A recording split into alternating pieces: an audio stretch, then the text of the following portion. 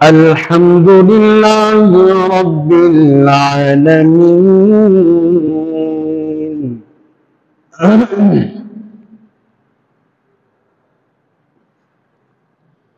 والعاقبة للمتقين والصلاة والسلام على أشرف الأنبياء والمرسلين أما بعد فأعوذ بالله من الشيطان الرجيم بسم الله الرحمن الرحيم وقضى ربك ألا تعبدوا إلا إياه وبالوالدين إحسانا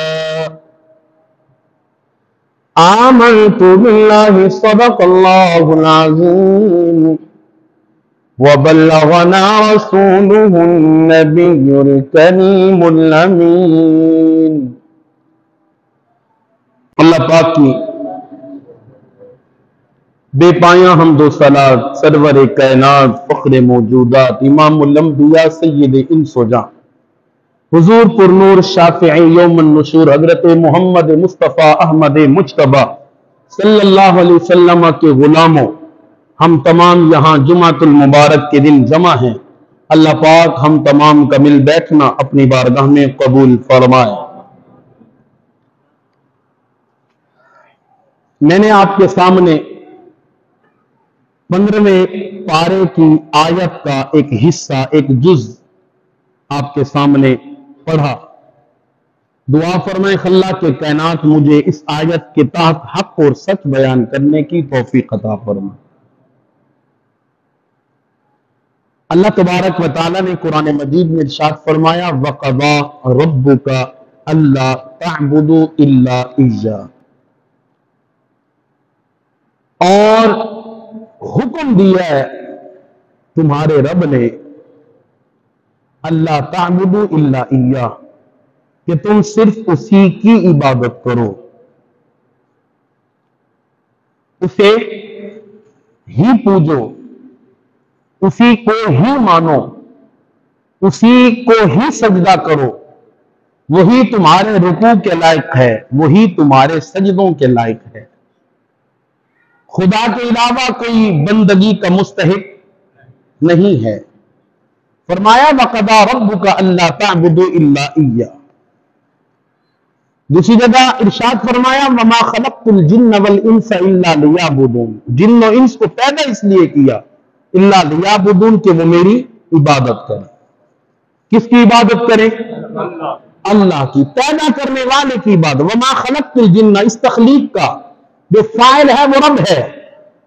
اللہ فرماتے الا لیعبدونی، یہاں پہ یا محذوف ہے، قرآن میں ہے وما خلقت الجن والانس الا لیعبدونی، نون زیر نی، یہ جو نون کے اوپر کسرہ ہے یہ بتاتا ہے کہ یہاں حرف یا متکلم ہے، جس کا مطلب یہ ہے اللہ تعبدونی، میری عبادت کرو، میری۔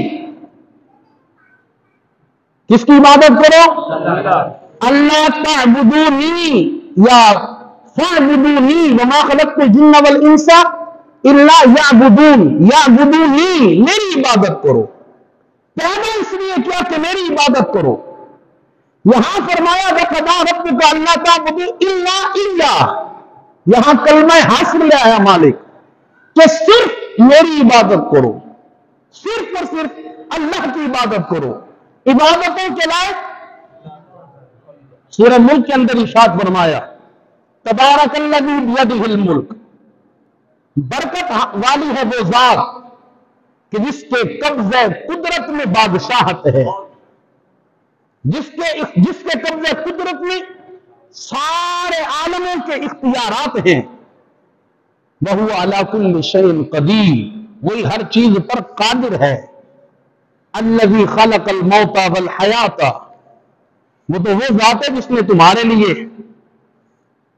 جس نے زندگی بھی پیدا کی، جس نے موت بھی پیدا کی۔ الذی خلق الموت والحیات، موت اور زندگی پیدا فرمائی۔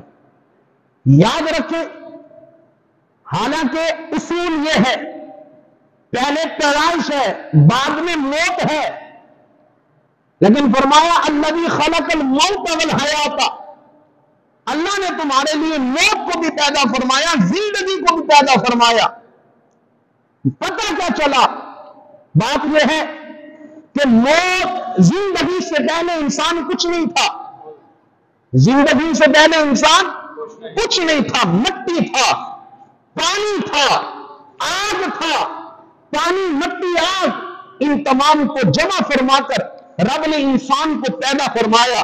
یہ انسان کے عناصر ہیں، ان سے انسان کی تخلیق ہوئی ہے، کچھ نہیں تھا، زندگی رب نے دی، پھر زندگی کے بعد رب موت عطا فرمائے گا۔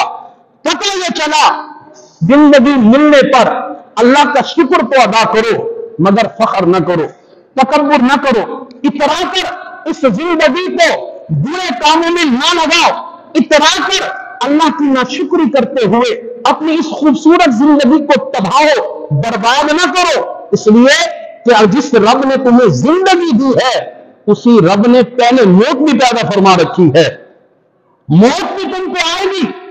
الذی خلق الموت والحیات، زندگی پیدا کی، موت پیدا کی، مالک کیوں؟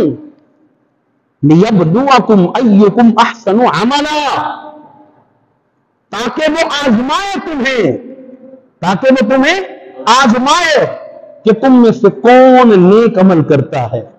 وَهُوَ الْعَزِيزُ الْغَفُورُ، اور وہی غالب ہے، بخشنے والا ہے۔ الَّذِي خَلَقَ سَبْعَ سَمَاوَاتٍ طِبَاقًا مَا تَرَىٰ فِي خَلْقِ الرَّحْمَٰنِ مِن تَفَاوُتٍ فَارْجِعِ الْبَصَرَ، یہ ساری رب کی جو ہے نا صفات ہے، رب اپنی تعریفیں کر رہا ہے، پھر انسان کی زندگی اور موت کو پیدا فرمایا۔ تو 15ویں پارے کے اندر اللہ نے ارشاد فرمایا وَقَضَىٰ رَبُّكَ أَلَّا تَعْبُدُوا إِلَّا إِيَّاهُ، اسی کی عبادت کرو، اور مقصد تخلیق انسان یہی ہے۔ اس کے بعد ارشاد فرمایا وَبِالْوَالِدَيْنِ إِحْسَانًا، اور والدین کے ساتھ حسن سلوک کرو۔